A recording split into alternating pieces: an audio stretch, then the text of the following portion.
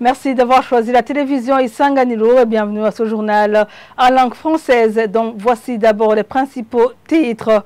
La conférence des évêques catholiques du Burundi appelle à la consolidation de la sécurité de la personne humaine et déplore qu'il y ait encore des personnes portées disparues pour des raisons politiques ou arrêtées en violation de la procédure légale. À Rumongue, une soixantaine de ménages vivant encore dans la zone inondée ont fait un sit-in devant le bureau de la commune Rumongue ce mardi matin. Ils demandent d'être transférés vers un autre site plus sécurisé. Restez avec nous pour plus de détails.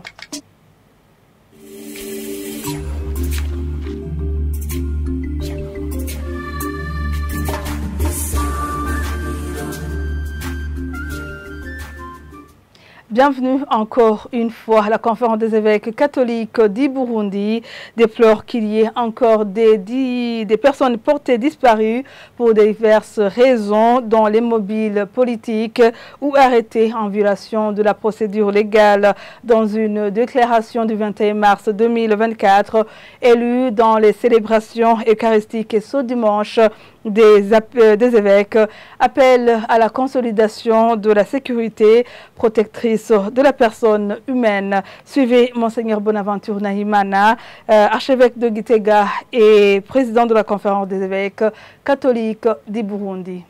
Constatez que dans notre pays, il y a des personnes qui sont assassinées ou kidnappées, portées disparues pour des raisons politiques ou autres intérêts macabres, fait frissonner. Nous en profitons pour exprimer notre compassion et solidarité à l'endroit des familles ayant perdu les leurs ces derniers temps. Quand de même quelqu'un serait appréhendé, arrêté par les instances habilitées, la justice doit se dérouler dans le respect de la loi, de sorte que la personne soit détenue dans un endroit connu et accessible aux membres de sa famille.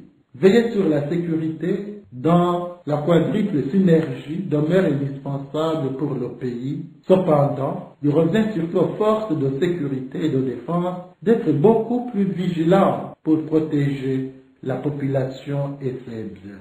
Nous ne saurions parler de justice sans lancer un appel pathétique à tous ceux qui nourrissent encore des sentiments de verser le sang des paisibles citoyens comme moyen de faire entendre leur idéologie ou d'ambitionner le pouvoir politique. Nous exhortons instamment quiconque serait encore habité par cet esprit à remettre l'épée dans le fourreau pour s'atteler édifier la nation en empruntant les voies qui respectent la dignité de la personne humaine et qui privilégient le dialogue et la concertation.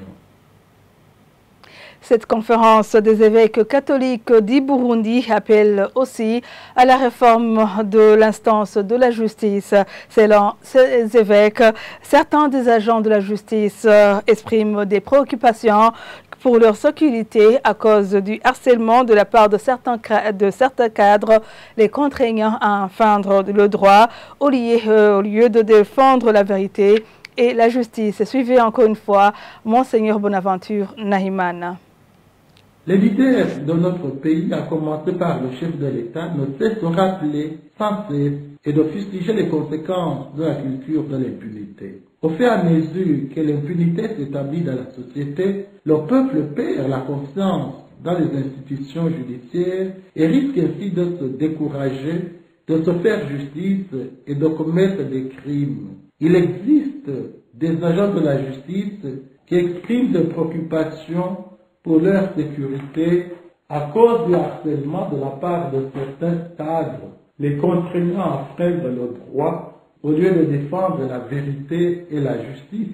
La question de la justice concerne également les modalités d'embauche au niveau de l'État. Des plaintes nous parviennent de diverses personnes que l'accès au poste de travail ne tient pas toujours compte des connaissances, ni du savoir-faire et des compétences professionnelles, mais qu'il est parfois conditionné par le critère de militantisme dans le parti au pouvoir et ou la capacité de verser des pots de vin. Cette pratique véreuse entraîne les compétences et le manque de productivité, la rémunération des fainéants et des pilleurs de l'État, rendant ainsi endémique la pratique de la corruption. Il convient que les leaders ainsi que le personnel de l'appareil judiciaire à tous les niveaux travaillent d'arrache-pied afin que tout citoyen burundais et tout résident se sente en sécurité, que celui qui est lésé soit rétabli dans ses droits et vive en paix parmi les siens et ses biens. En effet, toute impunité face au mal commis cause angoisse et rancœur dans les cœurs, entraînant ainsi le désordre. Toujours page politique, chaque parti, coalition ou des partis ou candidats indépendants a droit de déléguer au plus de mandataires par bureau de vote. Le jour de l'élection, la présence des mandataires est obligatoire. Ils sont obligés d'inscrire ou de faire inscrire toutes leurs observations avec signature dans le procès verbal unique. Le projet du code électoral reprend les mêmes dispositions que l'ancien Alain Désiré Boukeneda revient sur les dispositions de ce projet en rapport avec l'observation électorale.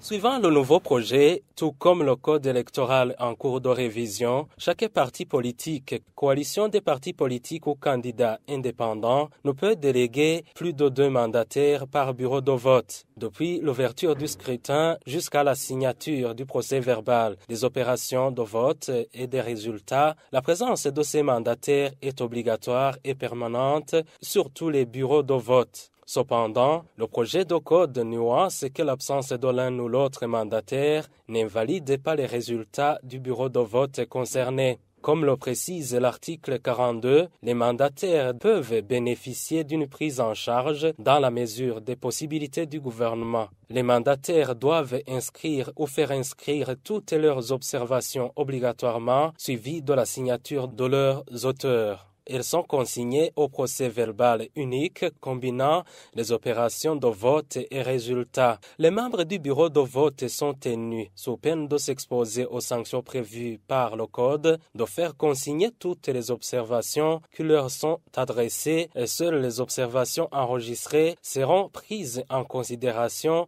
à l'appui d'une requête ultérieure introduite d'un contentieux électoral. Un exemplaire de ce procès verbal unique est remis à la CECI, à la CEPI ou à la CENI à un mandataire par parti politique, coalition des partis politiques ou candidats indépendants représentés au bureau de vote et à la Cour constitutionnelle selon le type du scrutin. La signature ou l'empreinte digitale de chaque mandataire présent est obligatoire, mais le Code dispose que l'absence de signature ou d'empreinte digitale de l'un ou l'autre mandataire n'invalide pas les résultats. Les résultats du dépouillement sont consignés dans le procès verbal des opérations de vote et résultats signés par tous les membres du bureau de vote, les mandataires présents et les scrutateurs. Et puis le modèle du procès verbal est fixé par la Commission électorale nationale indépendante.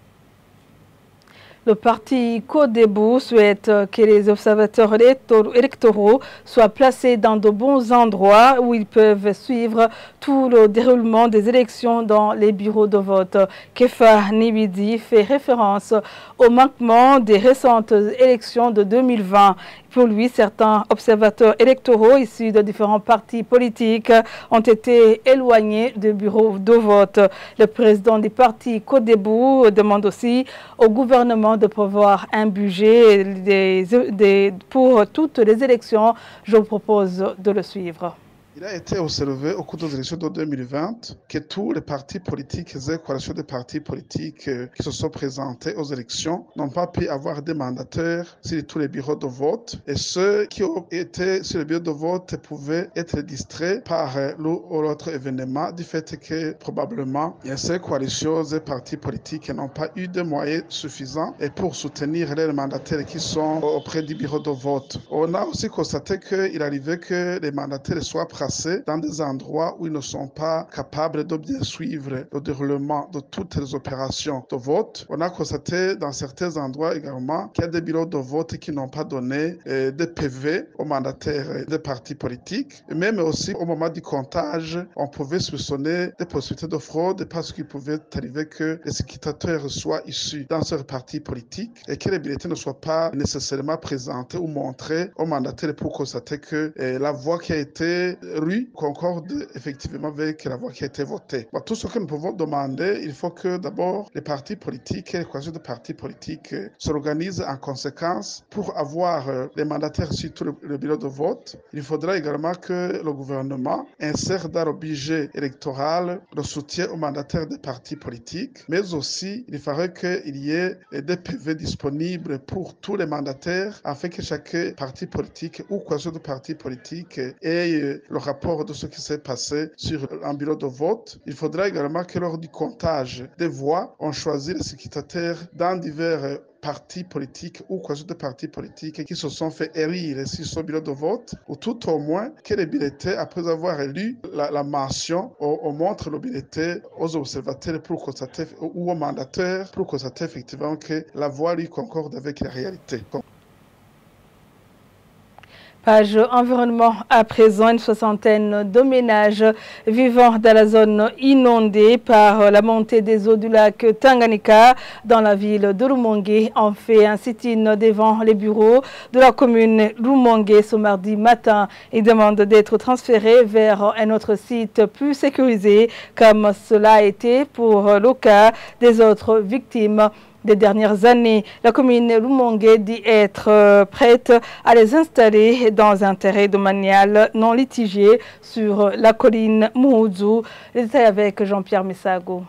Dans une rencontre avec le secrétaire exécutif permanent de la commune de Rumongue, ceux qui se sont exprimés parmi les victimes de la montée des eaux du lac Tanganyika vivant encore dans la zone inondée du quartier Kanyengoko demandent d'être installés sur un autre site plus sûr, notamment sur la colline Mutambara, comme cela a été le cas pour les premières victimes de cette montée des eaux du lac Tanganyika. Mais, comme décidé dans une réunion de ce 15 avril courant de l'administrateur communal de Rumongue et les organisations non gouvernementales et humanitaires œuvrant en commune Rumongue, Erasme Akizimana, secrétaire exécutif et permanent de la commune Rumongue, leur a signifié que cette commune est prête à les installer, de même que les autres victimes de la montée des eaux du lac Tanganyika à Midodo, sur la colline Muhuzu de cette même commune, un terrain domanial de 3 hectares selon lui, sans aucun litige foncier. Erasme Maximana a appelé du coup à l'inscription de ceux qui acceptent cette offre pour que la commune Rumongue mobilise des véhicules pour ce transfert. À la fin de la rencontre, personne ne s'est fait inscrire pour ce transfert. Pour certains, le petit commerce dont ils vivaient dans la ville de Rumongue est pratiquement impossible à Midodo. D'autres persistent et signent que des terrains domaniaux existent toujours à Mutambara, malgré les explications fournies par la commune Rumongue.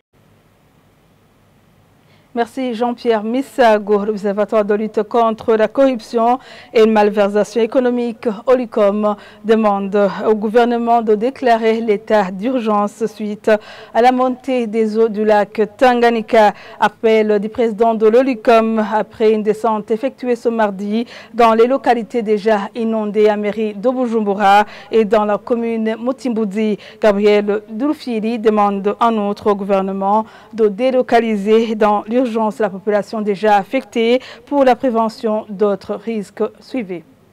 Parmi les mesures à prendre, il faut d'abord que le gouvernement se réunisse d'urgence en Conseil des ministres pour déclarer cette situation comme une situation d'urgence.